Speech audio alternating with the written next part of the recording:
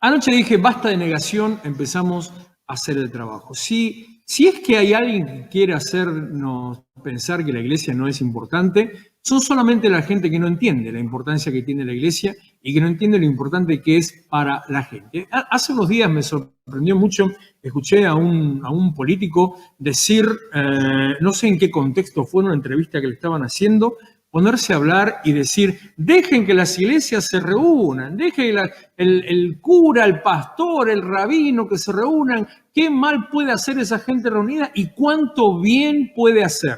Un hombre que no sé su pensamiento, su fe, no sé cuál es su relación con Dios, si es que la tiene o no, si solamente política, porque de eso es lo que te quiero hablar en esta noche, pero cuánta verdad en lo que decía.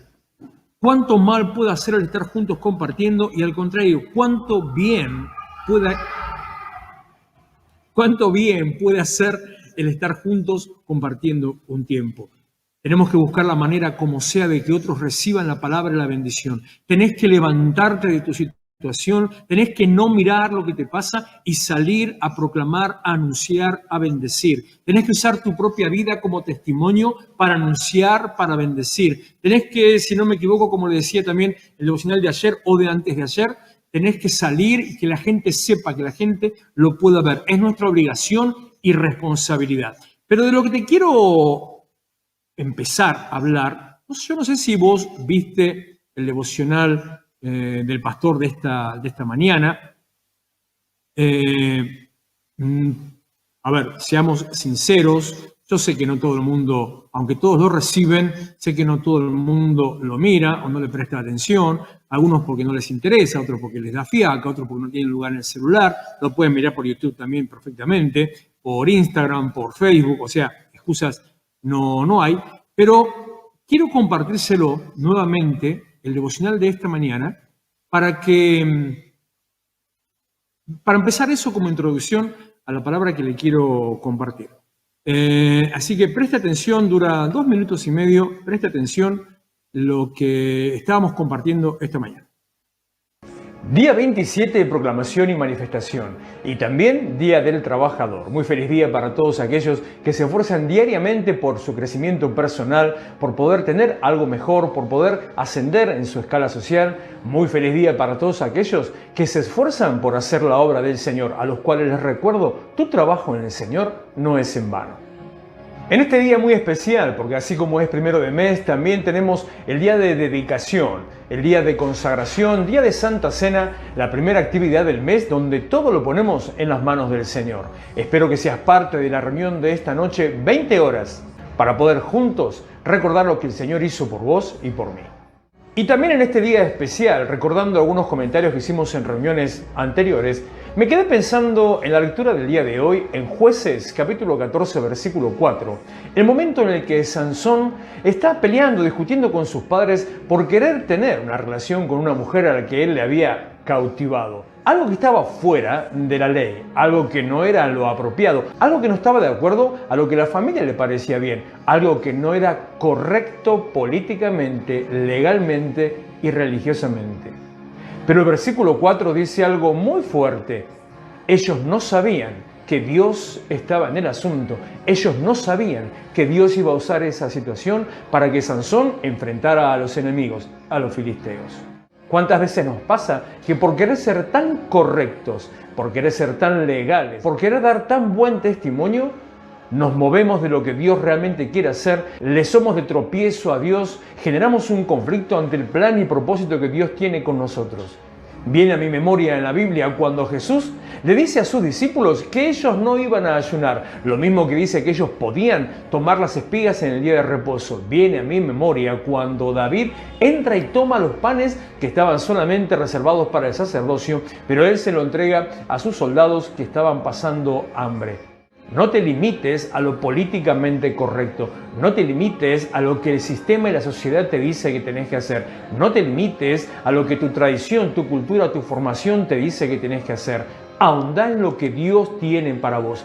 En este tiempo en que estamos, donde todo está fuera de foco, todo se está saliendo del cauce original, tenemos que poner en primer lugar cuál es la intención que Dios tiene con nosotros, qué quiere hacer con nuestras vidas. Y entonces ahí sí, no es correcto obedecer a los hombres antes que a Dios. No dejes pasar la oportunidad de anunciar, de proclamar, de que se manifieste el nombre del Señor y todos sepan que realmente se puede vivir de otra manera. Bueno, sobre ese tema, como le decía, es que le quiero empezar a charlar un ratito. Sobre la corrección política, sobre nuestra relación con la gente, nuestra relación con el propósito de Dios. Hace unos días, por eso decía ahí en el devocional que habíamos hablado de esto en unas reuniones anteriores, y les conté una historia o que estuve hablando con algún pastor que me dijo, no, pero mirá, que tenemos que actuar correctamente, no, pero no salgamos a la calle, no, pero hagamos las cosas así, para ser de buen testimonio. Y en realidad, no sé, después de haber leído esto hoy, de que que Sansón se casara o se juntara con esta mujer era parte del propósito de Dios. Digo, no sé si realmente estamos dando buen testimonio cuando somos tan correctos en respetar las normas o las prohibiciones o las obligaciones. Y no piense que estoy proclamando una revolución ni hacer ninguna cosa, ninguna rebelión, nada de eso, sino entender que nuestra posición realmente está por encima. Realmente la iglesia es importante, la iglesia es esencial. Imagínate, ponerte en el contexto de lo que fue Sansón, sus padres y esta mujer. Era incorrecto, era rechazado por Dios, la Biblia, las escrituras que ellos tenían, lo condenaba, solamente podía juntarse con la gente de su pueblo, esta mujer era de los filisteos, todo fuera del propósito de Dios, todo mal. Sin embargo, Dios estaba en ese plan.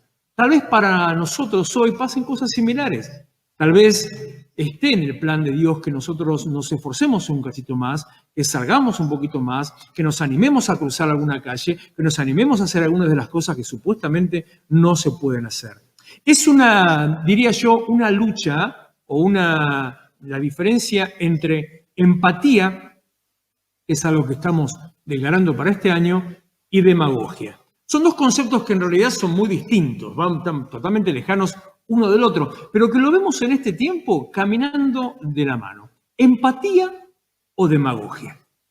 Si yo me pongo a pensar un poco sobre la vida de Jesús, Jesús era un hombre empático. ¿Qué significa ser un hombre empático? ¿Qué significa ser empático? Significa sentir lo que el otro siente.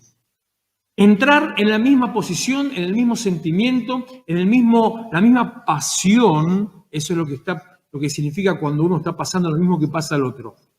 Una persona empática es una persona compasiva, porque al mismo tiempo están compartiendo una misma situación. Una persona empática es el que siente lo que el otro siente. Una persona empática es el que se pone en lugar del otro. ¿Y cuál es la diferencia entonces con la demagogia? ¿Qué tiene que ver demagogia con empatía? Bueno, la demagogia es lo que hacen muchas veces los gobiernos, los políticos, los funcionarios, cuando simplemente hacen lo que el pueblo quiere que haga para quedar bien con ellos.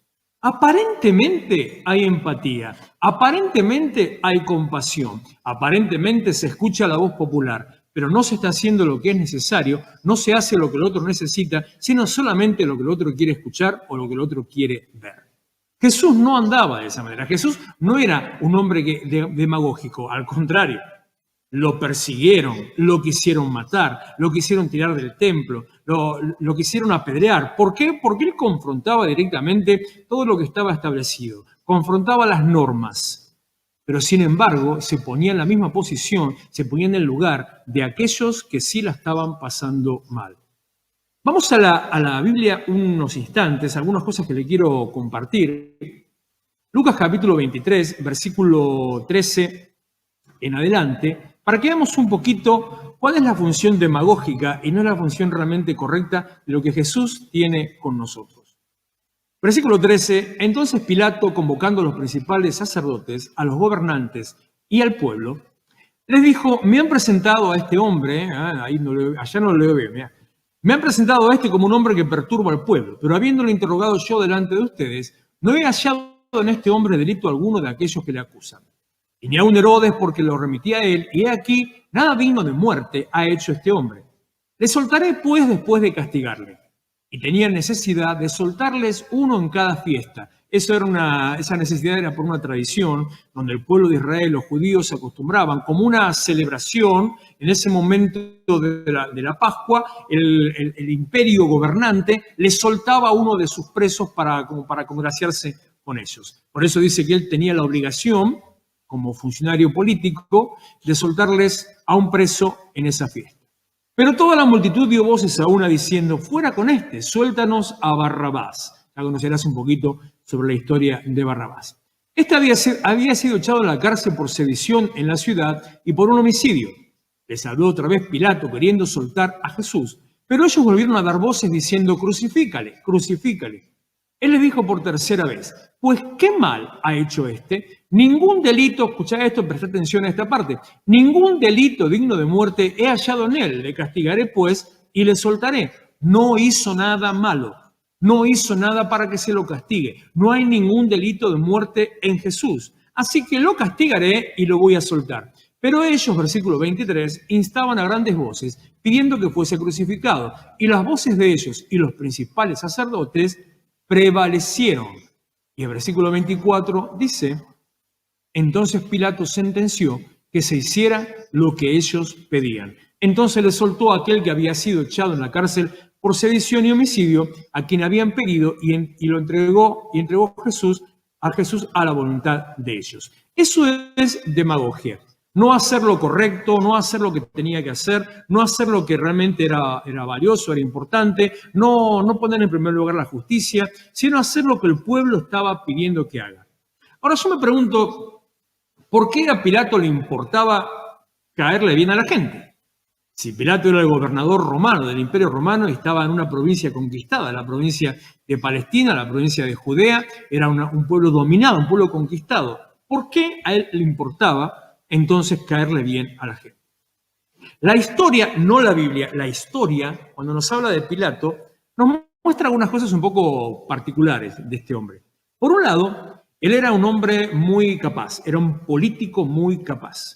Era, como funcionario, era muy importante, era un tipo administrativamente muy rápido, hacía muy bien su trabajo.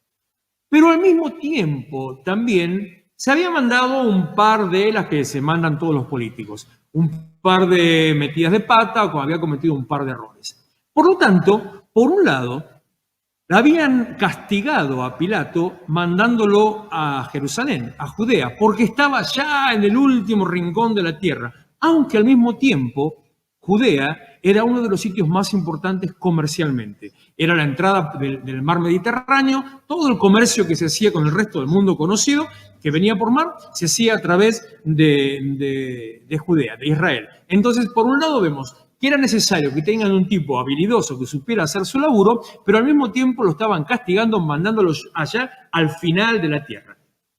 Jerusalén, Judea, era un lugar conflictivo. Había piquetes constantemente. La gente se rebelaba a cada rato.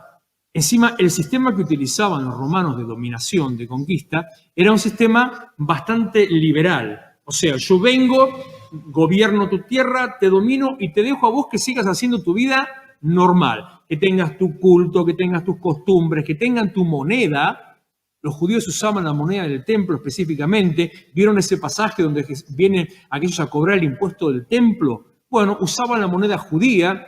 Ellos le permitían hacer todo a su manera. Entonces se manejaban independientemente, pero tenían que rendir honor y obediencia al César.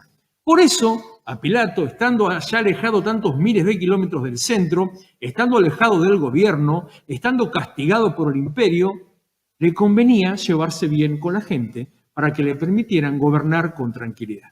Entonces, lo que él hizo en primer lugar no fue poner en primer lugar la justicia o el derecho o fijarse si tenía alguna culpa este Jesús o no, sino que escuchó lo que la gente decía e hizo lo que la gente decía. Eso no es empatía, eso es demagogia. Así es como los gobiernos gobiernan. Solamente se fijan en el impacto electoral, en el costo o el peso político, en qué resultado le puede dar la medida que están tomando ahora, de qué manera puede repercutir y en qué grupo de personas puede repercutir lo que están haciendo ahora. Eso es demagogia, no es empatía. No se fijan realmente cuáles son las medidas apropiadas que hay que tomar para solucionar la situación. No se fijan en los grupos que la están pasando mal. Se fijan en que determinados grupos sean y se mantengan como su base electoral. No quiero ya empezar a ahondar porque ya tengo la tentación de meterme para otro terreno, pero mantienen al grupo que son los mismos que los van a sostener y se empieza a generar un ciclo de corrupción. No es solamente cuestión de Pilato, lo vemos también en la vida de Herodes, el rey Herodes, el hijo del Herodes que menciona Pilato, Hechos capítulo 12, versículo 1 al 3, dice: en aquel mismo tiempo el rey Herodes echó mano, a algunos de la iglesia para maltratarles y mató a espada a Jacobo, hermano de Juan. Y viendo que esto había agradado a los judíos, ¿se da cuenta? Viendo que esto había agradado a los judíos, procedió a prender, a encarcelar también a Pedro. Y eran los mismos días, que como pasaba lo que vimos recién con Pilato, eran los días de los panes sin levadura, o sea, el momento de la misma fiesta, la misma oportunidad. Tomar decisiones amparadas solamente por el impacto político y electoral y no tomar decisiones amparadas en el crecimiento, en la multiplicación, amparados en que la gente esté mejor, amparados en levantar la condición de la gente, la condición del pueblo, la condición de vida, la forma de vida, el nivel económico, el nivel educativo, bla, bla, bla, bla, bla. Pero Jesús no era así. Jesús no se movía de esa manera. Jesús no era demagógico.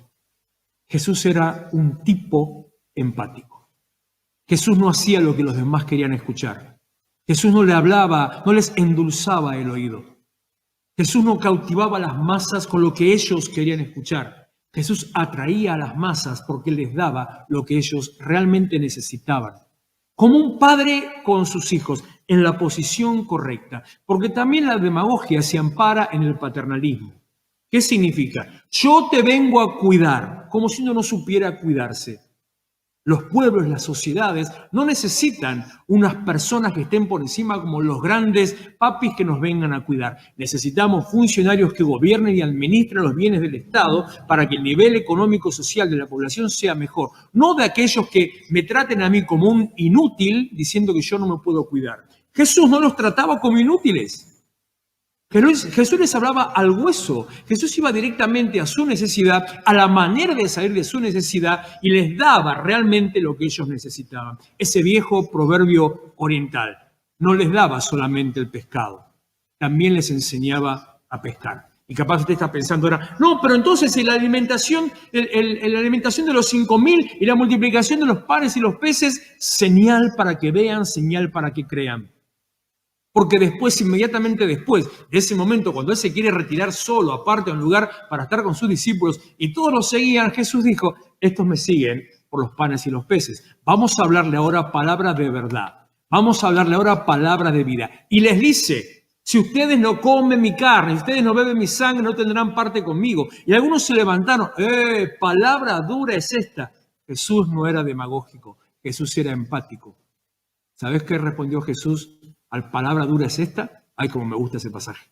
Mira a sus discípulos y les dice: si ustedes se quieren ir también, se pueden ir. Un hombre que hacía lo que había que hacer y no solamente lo que los demás querían escuchar. Esa es, en este momento, la posición y la función de la iglesia. No tenemos que hacer lo que los demás quieren escuchar. No tenemos que hacer lo que está esperando las castas superiores. Leí algo ayer y me llamó mucho la atención. Profundicé un poco más sobre algo que sabía sobre las castas del hinduismo. Digo, qué buena manera para manipular a la gente. Las castas del hinduismo. Los que, según ellos, el hinduismo cree en la reencarnación y en que uno va repitiendo karmas de vida, uno va teniendo distintas reencarnaciones hasta que hace el ciclo completo de pagar por todos tus errores y recibir todos los premios de lo que hiciste en vidas anteriores. Qué cosa complicada y al mismo tiempo qué cosa conveniente. Entonces ellos ponen razas distintas, ponen como grupos distintos, según si la persona fue creada de la cabeza del dios Brahma, del corazón del dios Brahma, de los intestinos del dios Brahma, del estómago del dios Brahma o de los pies del dios Brahma. Y según de dónde haya sido creado esa gente, ya se le considera que tiene determinada actividad para hacer. Por ejemplo, la casta superior, los creados por la cabeza de Brahma, esa casta superior son los que nos van a gobernar. Una monarquía. De ellos esperamos que nos gobiernen y otro no puede, solamente ellos. Me voy al final para no aburrirle con todo eso. Los que fueron creados de los pies de Brahma, ellos son los que tienen que asistir a la casta superior, tienen que trabajar para la casta superior y están destinados solamente a servir a los superiores. Esto que hace el hinduismo muchas veces se lo quieren meter en todos los niveles de la política, en todas las ideologías políticas. Pero Jesús no se comportaba de esa manera. Jesús no se movía simplemente para congraciarse. Jesús no buscaba al necesitado para llenarle el oído. Jesús no se acercaba a los necesitados solamente porque eran los manipulables. Le voy a contar algo que muchas veces se lo dije, pero que mucha gente todavía piensa que no es así. El cristianismo no es un movimiento social. El cristianismo no es un movimiento popular. El cristianismo no es una palabra de salvación para el pobre. Porque cuando Jesús dice en Mateo capítulo 4 o 5, porque se me cruzan los versículos, dice, bienaventurados los pobres en espíritu. Bienaventurado aquel que sabe que necesita algo más para su salvación. Bienaventurado aquel que sabe que por sí solo no puede salir. Bienaventurados los que lloran, bienaventurados los que están esperando la salvación y la justicia. Pero también Él le habla a los ricos, también Él le habla a los que tienen posesiones. Y les habla fuerte. No dice no pueden ser salvos, les habla fuerte. Dejen esto, hagan tal otra cosa. También hay una manera para ustedes. Ay, pastor, pero si Jesús dijo, cosa difícil es para los ricos entrar al reino de los cielos. Sí, cosa difícil, no imposible. ¿Y por qué difícil? ¿Es difícil porque Dios no se lo permite? ¿O es difícil porque el rico no quiere dejar su ambición, sus bienes, es agarrado a lo suyo, tiene miedo de perder?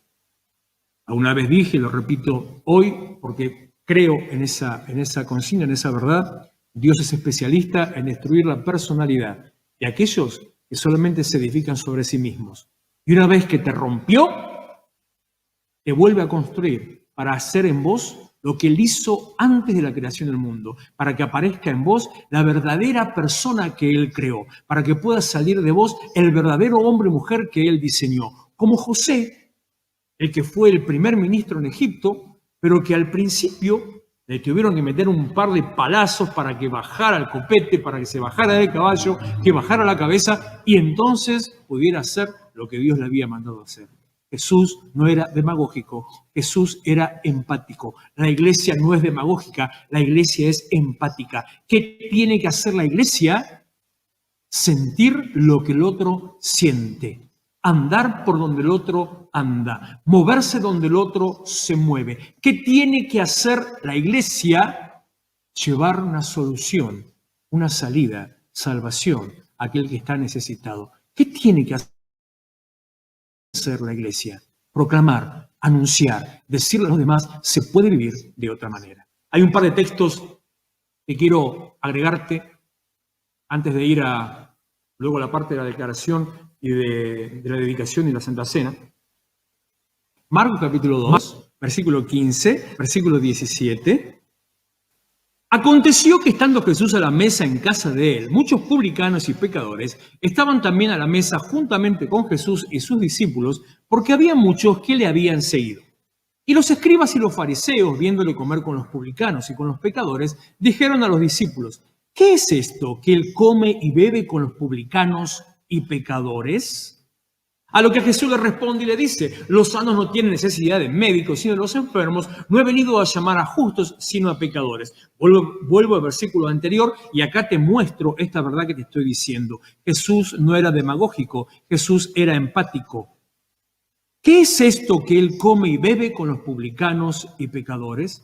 Jesús se sentaba con aquellos que necesitaban transformación y salvación. Jesús no se movía con corrección política. Jesús hacía lo que había que hacer. Jesús no respondía solamente al llamado de la autoridad. Jesús no actuaba solamente según el llamado de la autoridad. Jesús no se movía solamente según el llamado de la autoridad. Jesús hacía lo que él sabía que él tenía que hacer. Marcos capítulo 16, versículo 15 al 17, les dijo: vayan por todo el mundo, prediquen el evangelio a toda criatura.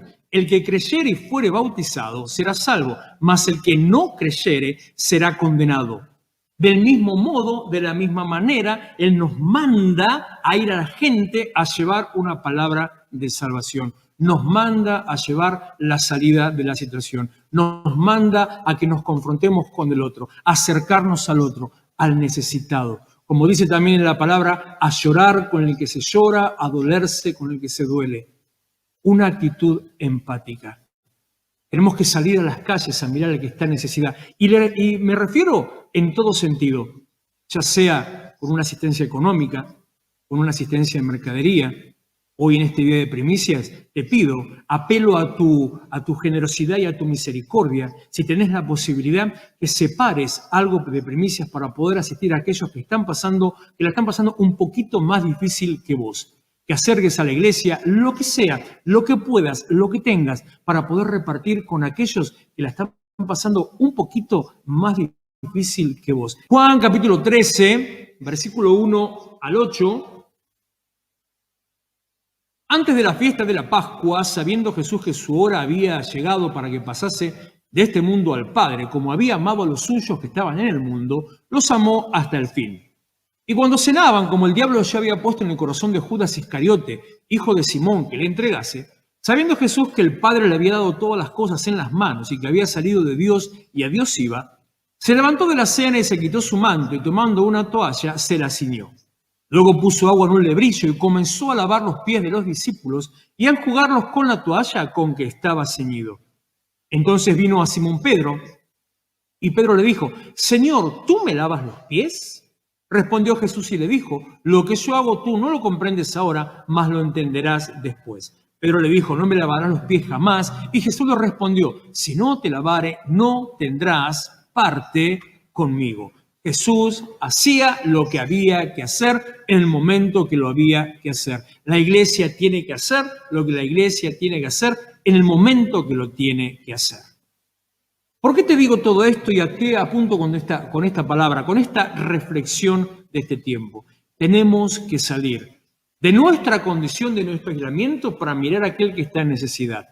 Como te decía recién, en mercadería, en asistencia económica, en una palabra de aliento, en ir a visitar al que está en dificultad, en ir a asistir al que está necesitado o enfermo, a aquel que tal vez está aislado y no pueda salir. No tenga temor. Ni del hombre, ni del virus. No tenga temor. No crea que por hacer las cosas políticamente correctas le va a ir mejor. No trabaje para aquel que solamente quiere un beneficio de su parte. Trabaje para aquel que quiere que a usted le vaya bien y quiere darle a usted un beneficio. El que dijo: yo he venido para que tengas vida y la tengas en abundancia. Ayer trajimos 10.000 volantes más, porque ya se vació la caja de los que había, a repartir volantes por todo lado. Y al mismo tiempo a publicar, a invadir las redes. ¿Tiene vergüenza? Mire, me dan ganas de pasarle, no lo tengo acá cargado, si no se lo pasaría, de pasarle el video de el backstage, los bloopers de mi devocional de ayer. Si yo le paso eso, se le va a ir la vergüenza, porque va a ver, capaz que usted me ve, que yo soy suelto y que hablo y que libre y que, como me dice Gerson, que soy el único que interactúo con la cámara, todas esas cosas raras que no sé si sirven o no sirven. Usted no sabe lo que es la parte de atrás. Los errores, cuando me equivoco, cuando me trabo, cuando me olvido lo que tengo que decir, cuando empiezo a hacer gestos porque se me traba la lengua, se me lengua la traba, cuando empiezo a hacer ejercicios con la cara porque no puedo hablar bien. Haga lo que tiene que hacer. Porque hay bendición en hacer el propósito del Señor, en cumplir lo que Dios nos manda hacer. Hay bendición en poner adelante aquellas cosas que a Dios le importa. Hay bendición en poner en primer lugar el cuidado de la higuera de Dios. Hay bendición en poner en primer lugar el cuidado de los bienes del Señor. Hay bendición en salir a anunciar. No tenga temor. Crea en el que está por encima. No recuerdo si era de ayer la palabra o antes de ayer que decía en la lectura Si el que cree en el Señor o cree en el Señor da seguridad, trae seguridad. Pero si usted en vez de creer en el Señor solamente cree en aquellos que lo encierran a tener temor, no va a tener seguridad. Para terminar esta historia, dice Mateo capítulo 16, mirá el caso, todo era 15 y 17 hoy. Mateo capítulo 16, versículo 15 al 17, habrá que jugar las 15 y 17. Mateo capítulo 16, versículo 15 al 17 le decía, y ustedes, dice Jesús a sus discípulos, ¿quién dicen que soy yo?